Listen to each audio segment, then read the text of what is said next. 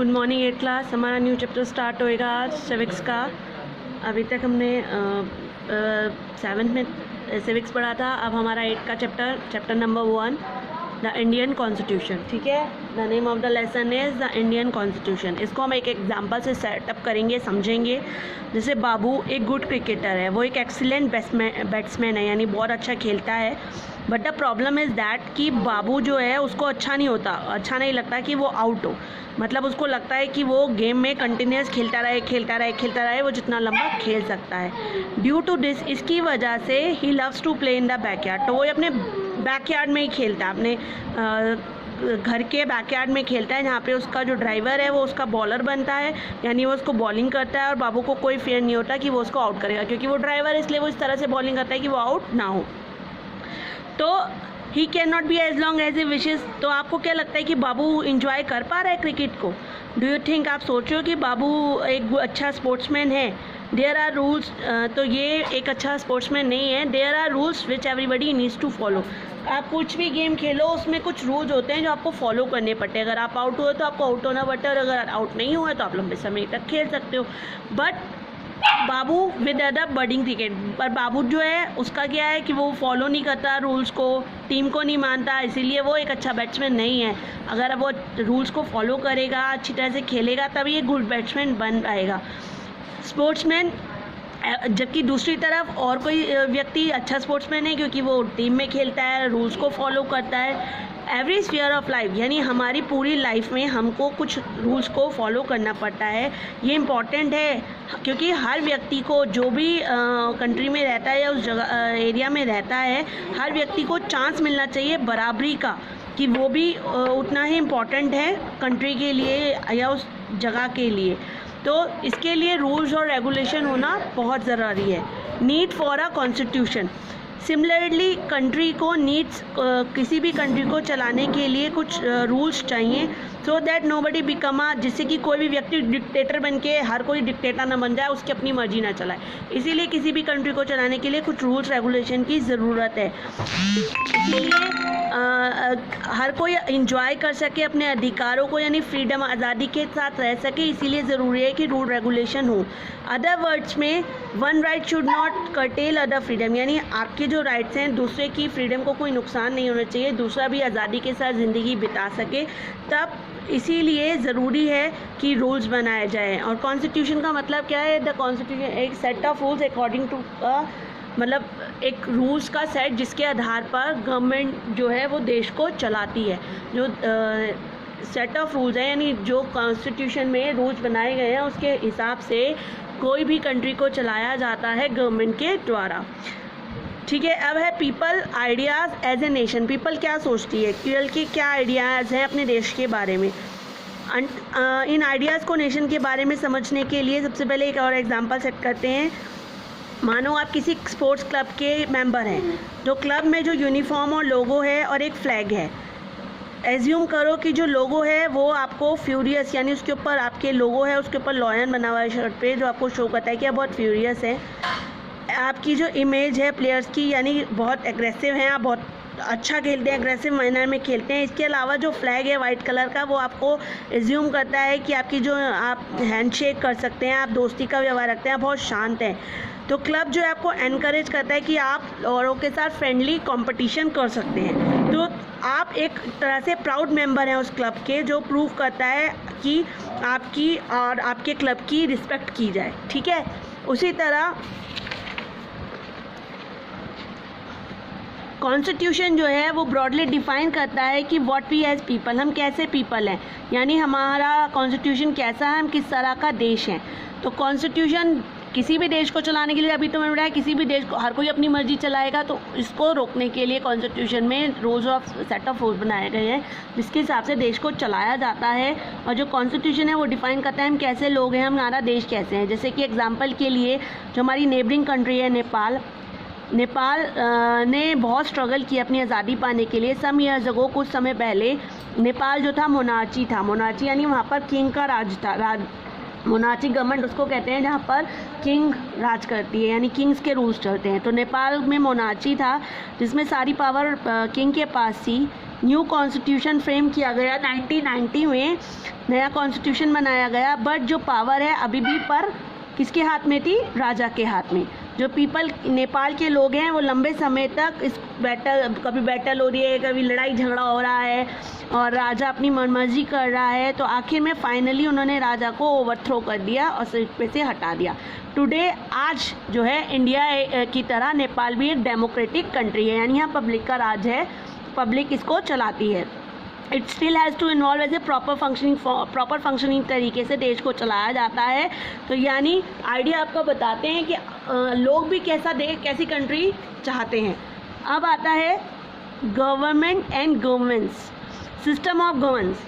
A constitution also define, constitution जो है वो आपको डिफाइन भी करता है कि आप किस तरह की गवर्नमेंट चाहते हैं कंट्री में, यानी आपको किस तरह की सरकार हो जो आपके देश को चलाए।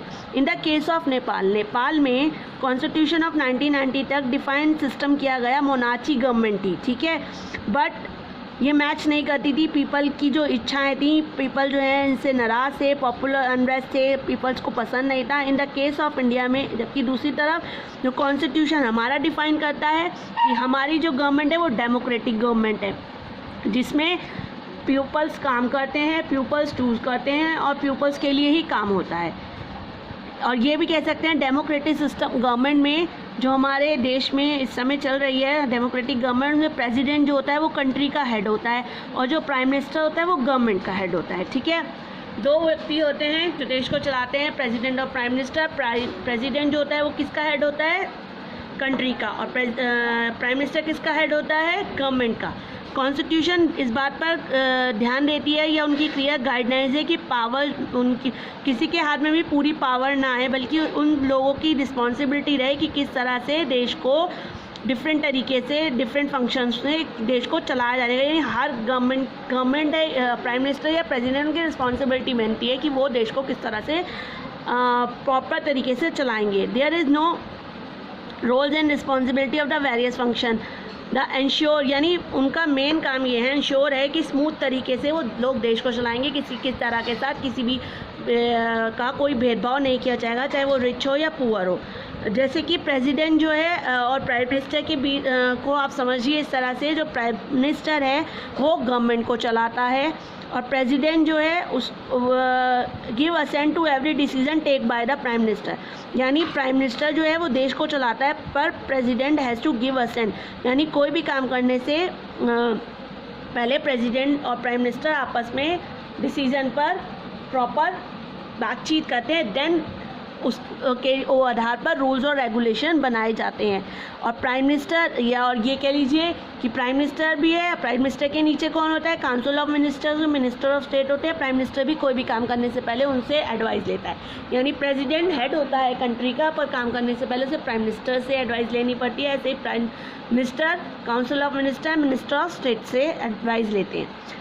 Prime minister is like the captain, एक तरह से प्राइम मिनिस्टर जो होता है आपकी जो क्रिकेट टीम है उसका कैप्टन होता है, वो गाइडलाइंस देता है अपने टीम मेंबर्स को कि किस तरह से देश को चलाना है या किस तरह के रूल्स और रेगुलेशन बनाने हैं। जैसे क्रिकेट कैप्टन जो होता है वो कितना भी अच्छा खेलता हो तो वो कभी ये नहीं करता कि वो पहले बॉलिंग करता है या बैटिंग करता है, नहीं, वो सब लोगों को फ्रीडम देता है, यानी जो स्पेशलाइज हैं, जो बैटिंग से अच्छा करते हैं पहले उन्हें मौका देता है, जो बॉलिंग अच्छा करते हैं उनको बॉलिंग का मौका देता है, यानी अपने से पहले उन सबको मौका देता है। तो इसी तरह प्राइम मिनिस्टर भी प्रॉपर अपनी मिनिस्टर्स को मौका देता है कि वो प्रॉपर तरीके से और रिस्पॉन्सिबिलिटी देता है कि प्रॉपर तरीके से फंक्शनिंग करें और गवर्नमेंट को चलाएँ और देश को चलाने में ऐसी गवर्नमेंट बनाएं।